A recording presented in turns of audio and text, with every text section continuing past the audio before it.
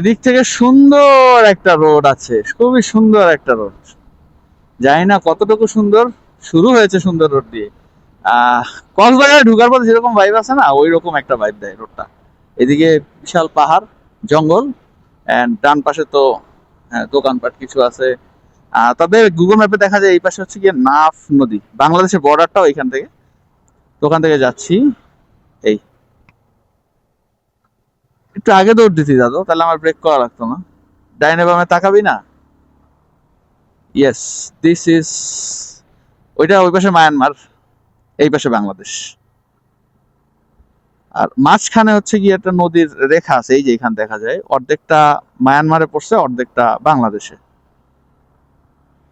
আর এইখানে ব্রিটিশদের সময় কোন একটা জায়গায়, আমি ছোটবেলায় যখন আসছিলাম তখন দেখছিলাম ওইটা একটা মানে টুরিস্ট স্পট বলা যায়, মানে যখন গাইড নিয়ে ঘুরতে আসে এই রোডে তখন হচ্ছে কি দেখায়। তো এইখানে একটা বড় একটা গুহা আছে, এই গুহা থেকে যুদ্ধ করতো মায়ানমারের সাথে। তো ওই একটা আছে, কামান জাতীয়, ওই কামান জাতীয় বসানো ছিল। অ্যান্ড এই ধরনের কিছু ছিল জিনিসপত্র, আমি ছোটবেলা দেখছিলাম। তো এখন মনে হয় নাই, ওগুলো সরাই ফেলছে যতটুকু শুনছি আমি। এই সেটটাও কিন্তু সুন্দর, এদিক দিয়ে মানুষ, ও রে, জোস তো।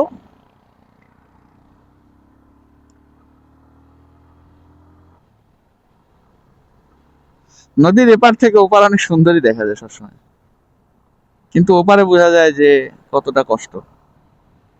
যে যেখানে আছি ওখানেই ভালো আছি ভাই।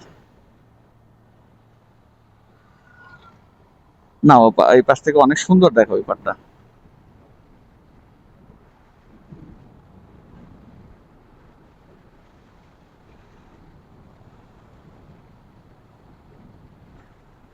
চেকপোস্ট, চেকপোস্টে কি দাঁড়ানো লাগবে?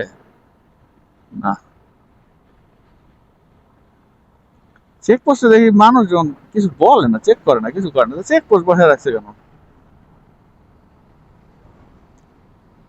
বাজে 1:30, খাওয়া দাওয়া করতে হবে কিছুক্ষণ পরে, খাবো কোথায় দেখা যাক।